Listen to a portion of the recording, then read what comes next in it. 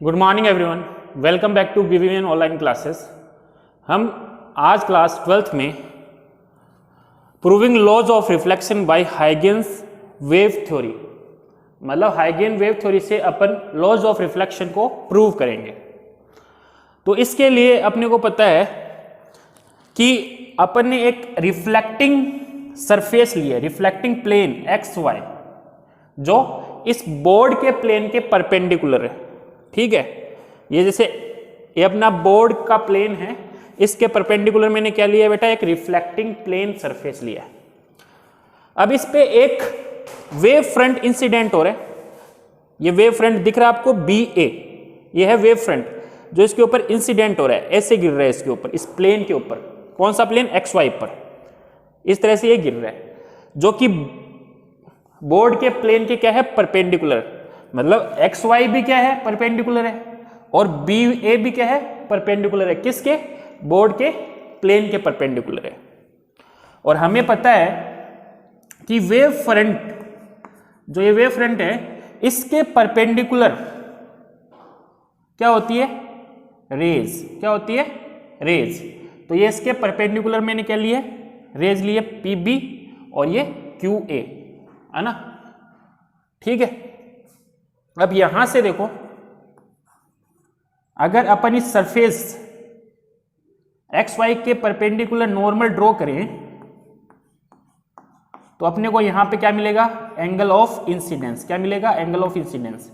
क्योंकि incident ray के और नॉर्मल के बीच में जो एंगल बनता है वो क्या बनता है? Angle of incidence. मतलब अपने को I मिल गया।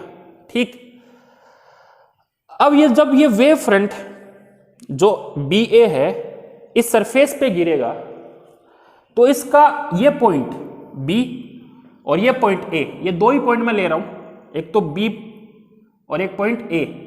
ठीक है ना, इन दो पॉइंट को मैं कंसीडर कर रहा हूं। जब पॉइंट B सरफेस पे पहुंचता है तो A कहां पे रहता है?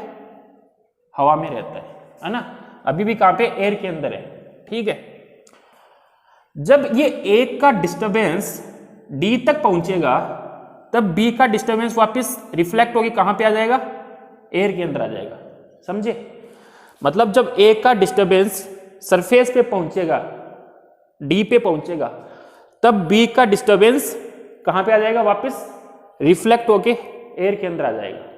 ठीक है, तो अपने को न्यू पोजीशन बतानी है वेव फ्रंट की, तो वो कैसे बताते हैं? उसके लिए अपन क्या लगाते हैं? हाइगेन प्रिंसिपल ऑफ सेकेंडरी वेवलेट। ठीक है, वो लगाएंगे।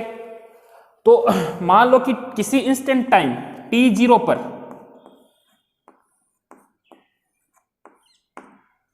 ये वेव फ्रंट इधर गिर रहा है, ठीक है, इस पॉइंट पर। तब ये पॉइंट कहां पे है?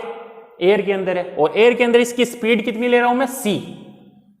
कितनी स्पीड ले रहा हूं? c। तो जब ये यहां से जो डिस्टर्बेंस निकलेगा वो D तक पहुंचेगा तो उसको कुछ टाइम लगेगा। उस टाइम को मैंने क्या कंसीडर किया है बेटा? T। कितना टाइम कंसीडर किया है? T। ठीक है, और हाइगेन प्रिंसिपल क्या बोलते हैं कि वेव फ्रंट के ऊपर जितने भी पॉइंट या पार्टिकल है वो फ्रेश सोर्स के जैसे काम करेंगे और उनसे दोबारा से वेव प्रोड्यूस होंगी, जिनको बोलेंगे अपन सेकेंडरी वेव या वेवलेट्स। तो यहां से वेवलेट्स निकलेगी और वो वेवलेट्स D तक पहुंचेगी कितने टाइम में? T टाइम में। और कितना डिस्टेंस कवर करेगी? CT distance. इतने में ये कहां चला जाएगा? यहां से भी वेव प्रोड्यूस होगी, और T टाइम में ये भी कहां चला जाएगा? रिफ्लेक्ट हो जाएगा वापस। तो अपने को न्यू वेव फ्रंट बनाना है, तो उसके लिए क्या करना है? यहां से अपने को क्या? स्पेयर, है ना, क्योंकि ये सोर्स है, इस पे जितने भी पार्टिकल होंगे वो फ्रेश सोर्स की जैसे काम करेंगे। और न्यू वेव फ्रंट के लिए अपने को क्या बनाने हैं? स्पेयर बनाने हैं। तो मैं क्या करूं? CT मतलब डिस्टेंस कितनी है, टाइम कितना है T, और डिस्टेंस कितनी है, स्पीड कितनी है, C है।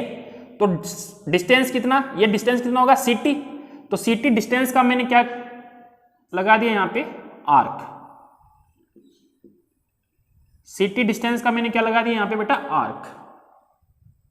ठीक है, मतलब एक स्पेयर बनेगा ना ऐसे,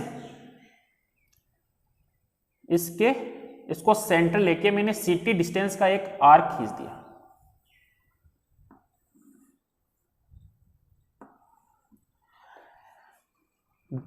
जब ये यहाँ पे t सेकेंड के बाद में ये डिस्टर्बेंस यहाँ पे पहुंचेगा, जो कि मैंने दिखाया है, तो t सेकेंड में यहां से जो डिस्टर्बेंस होगा वो किधर चला जाएगा, एयर के अंदर।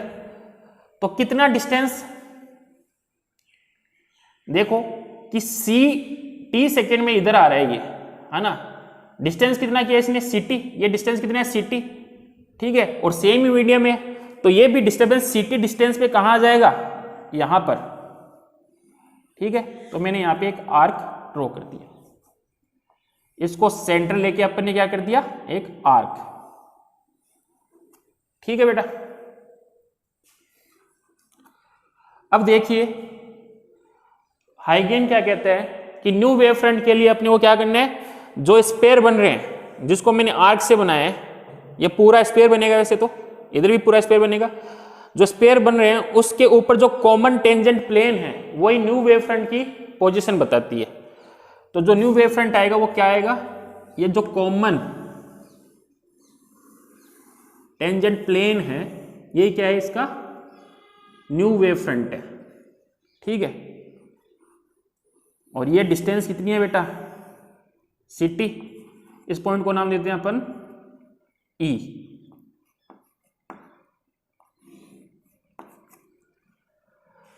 ठीक है।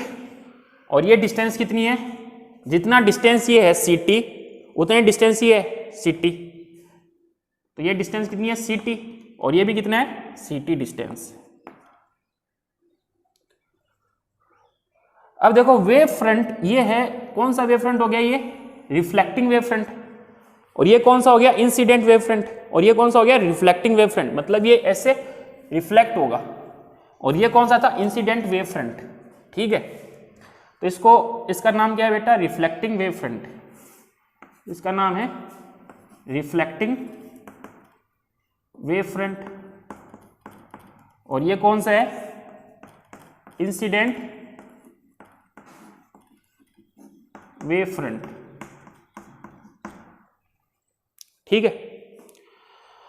अब इसमें दिख रहा है कि ये जो रिफ्लेक्टिंग वेव फ्रंट है इसके परपेंडिकुलर अपन क्या ड्रॉ कर सकते हैं, रे। तो इसके परपेंडिकुलर देखो ये रिफ्लेक्टिंग वेव फ्रंट है, इसके परपेंडिकुलर अपन क्या ड्रॉ कर सकते हैं, रेज, एक रेज ये होगी और एक रे ये होगी, ठीक है। यहां पर सरफेस के परपेंडिकुलर XY के परपेंडिकुलर मैंने नॉर्मल ड्रॉ किया, और ये रिफ्लेक्टिंग रे क्योंकि किससे बनी है, ये रिफ्लेक्टिंग वेव फ्रंट से, रिफ्रैक्टिंग रे और नॉर्मल के बीच में जो एंगल बनता है वो क्या है, एंगल R, जिसको बोलेंगे एंगल ऑफ रिफ्लेक्शन। तो अपने को एंगल ऑफ रिफ्लेक्शन मिल गया, ठीक है। अब इस डायग्राम में मैं दो ट्राइंगल कंसीडर कर रहा हूं, एक तो कौन सा ट्राइंगल, BED, ट्राइंगल BED, और सेकंड ट्राइंगल DAB,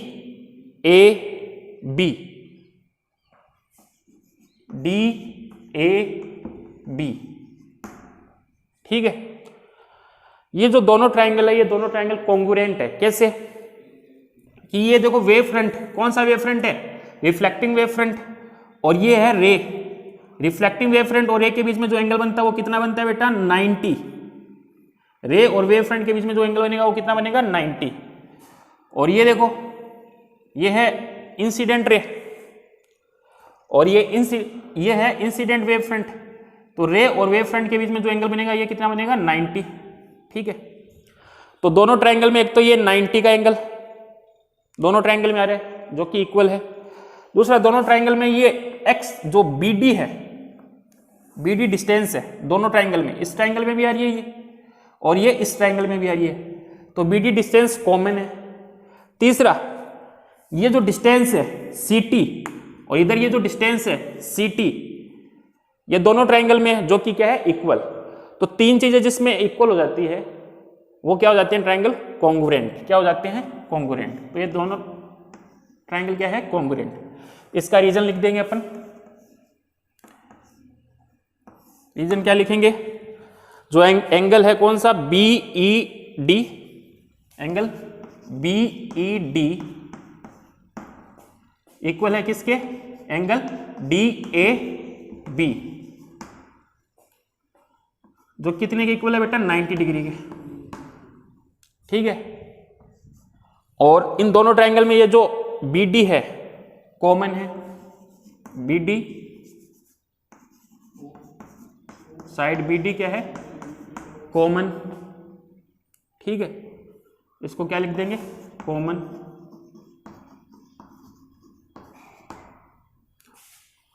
और ये डिस्टेंस बीई और एडी, बीई इक्वल है किसके, डी ए के, जो कितनी है बेटा, सीटी। तो ये तीन चीजें जब दो ट्रायंगल में इक्वल हो जाती है तो वो ट्रायंगल क्या हो जाती है, कॉन्ग्रुएंट। क्या हो जाएंगे, कॉन्ग्रुएंट।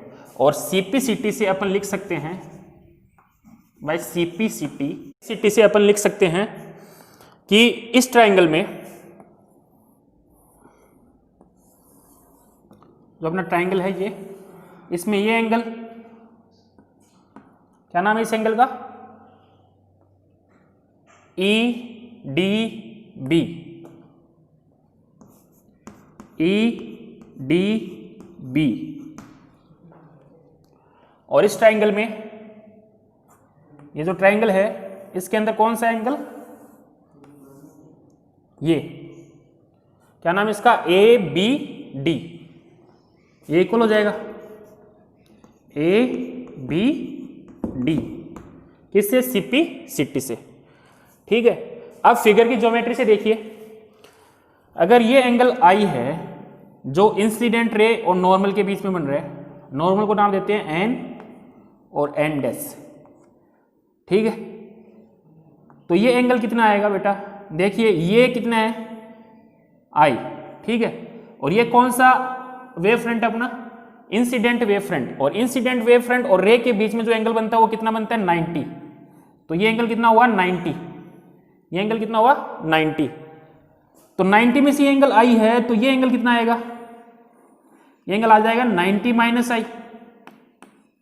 ठीक है, ये एंगल कितना आ जाएगा, 90 माइनस आई। और इधर देखिए ये सरफेस कौन सी, एक्स वाई, और ये नॉर्मल, सरफेस और नॉर्मल के बीच में एंगल कितना होता है, 90। ठीक है, उसमें से बेटा ये 90 माइनस आई है, 90 में से ये 90 माइनस आई है, तो ये कितना बचा नीचे, ये एंगल कितना बचेगा, आई। ये एंगल कितना बचेगा, आई। ठीक है, ऐसे इधर ये एंगल आर है, ये रे। ठीक है, और ये कौन सा वेव फ्रंट हो गया अपना, रिफ्लेक्टिंग वेव फ्रंट। रिफ्लेक्टिंग रे और रिफ्लेक्टिंग वेव फ्रंट के बीच में एंगल कितना बनेगा, 90।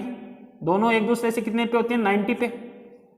तो ये एंगल कितना आ जाएगा बेटा, 90 माइनस आर, 90 माइनस आर। और ये नॉर्मल और सरफेस के बीच में जो एंगल होता है वो कितना होता है, 90। तो 90 में से ये है 90 माइनस आर, तो ये एंगल कितना आ जाएगा, आर। कितना आ जाएगा, आर। तो अपन ई डी बी की जगह क्या रख सकते हैं, आर रख सकते हैं, और ए बी डी की जगह क्या रख सकते हैं, आई रख सकते हैं। तो बेटा इसकी जगह अपन क्या रख सकते हैं, आर, और ए की जगह क्या रख सकते हैं, आई। तो एंगल आई इक्वल्स टू हो जाएगा एंगल आर से, इस इक्वेशन से। तो ये अपना I equals to angle are हुआ। तो कह सकते हैं एंगल ऑफ इंसिडेंस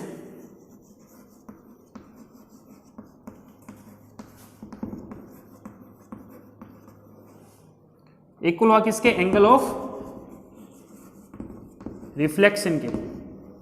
यही है अपना फर्स्ट लॉ, जिसको अपन ने हाइगेन्स वेव थ्योरी से प्रूव किया। अब रिफ्लेक्शन का जो सेकंड लॉ है, मतलब इंसिडेंट रे, रिफ्लेक्टेड रे और नॉर्मल तीनों एक ही प्लेन में लाई करते हैं। अब उसको प्रूव करते हैं। तो उसको प्रूव करने के लिए देखिए, जो एक्स वाई प्लेन है इसमें अपने पास तीन प्लेन है। एक तो एक्स वाई, एक ये वेव फ्रंट, कौन सा, इंसिडेंट वेव फ्रंट, एक है ए बी, एक है डीई, और बेटा एक है अपना एक्स वाई। ए बी तो क्या है, incident wave front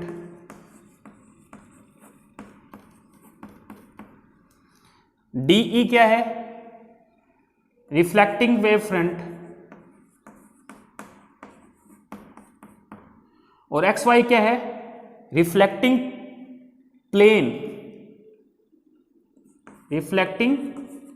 plane surface.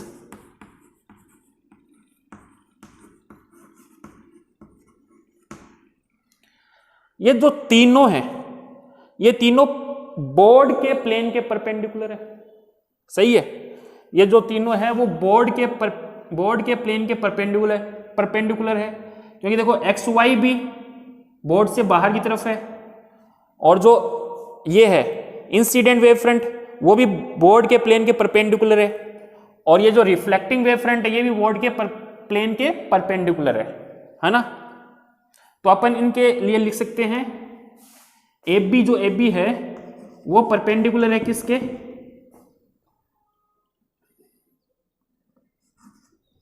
Plane of board, ठीक है। और DE ये भी परपेंडिकुलर है किसके, प्लेन ऑफ बोर्ड। XY भी किसके परपेंडिकुलर है, प्लेन ऑफ बोर्ड, ठीक है। अब अपने को पता है कि जो AB है, AB के परपेंडिकुलर क्या आ रही है, रेज, है ना। ये जो रे है इंसिडेंट, ये AB के परपेंडिकुलर है, मतलब AB के परपेंडिकुलर क्या है, AB के परपेंडिकुलर क्या है, इंसिडेंट रे, जिसको नाम दिया मैंने PB, ठीक है। और DE के परपेंडिकुलर क्या है, रिफ्लेक्टेड रे। जो DE के परपेंडिकुलर है वो क्या है, रिफ्लेक्टेड रे, ये जिसको नाम दिया है D, और इसको नाम दे देते अपन M। क्या नाम देते थे, M, DM। और XY के परपेंडिकुलर क्या है बेटा, नॉर्मल। XY के परपेंडिकुलर क्या है, नॉर्मल, N डैश। तो आपको पता है ये AB, DE, XY तीनों प्लेन के परपेंडिकुलर है। कौन सा प्लेन, बोर्ड का जो प्लेन है उसके परपेंडिकुलर, और इन तीनों के ये परपेंडिकुलर है, कौन, PB, DM और NN, मतलब इंसिडेंट रे, रिफ्लेक्टेड रे और नॉर्मल, तीनों के परपेंडिकुलर, किन के, जो अपना क्या है, सरफेस है और दो वेव फ्रंट है, इनके परपेंडिकुलर, ठीक है। तो ये म्यूचुअली प्लेन के अंदर रहेंगे ना। अरे ये XY, AB और DE प्लेन के परपेंडिकुलर है, ब्लैक बोर्ड के प्लेन के परपेंडिकुलर है, ठीक है। और इन तीनों के परपेंडिकुलर कौन है, एक तो इंसिडेंट रे, रिफ्लेक्टेड रे और नॉर्मल। तो इन तीनों के परपेंडिकुलर ये है, तो ये जो इंसिडेंट रे है, नॉर्मल है और रिफ्लेक्टेड रे है, ये किसके अंदर रहेंगे, प्लेन के अंदर रहेंगे ना। और यही अपने को प्रूफ करना था, सेकंड लॉ, ठीक है। तो ये अपना लॉज ऑफ रिफ्लेक्शन प्रूफ हुआ किससे, हाइगेन से।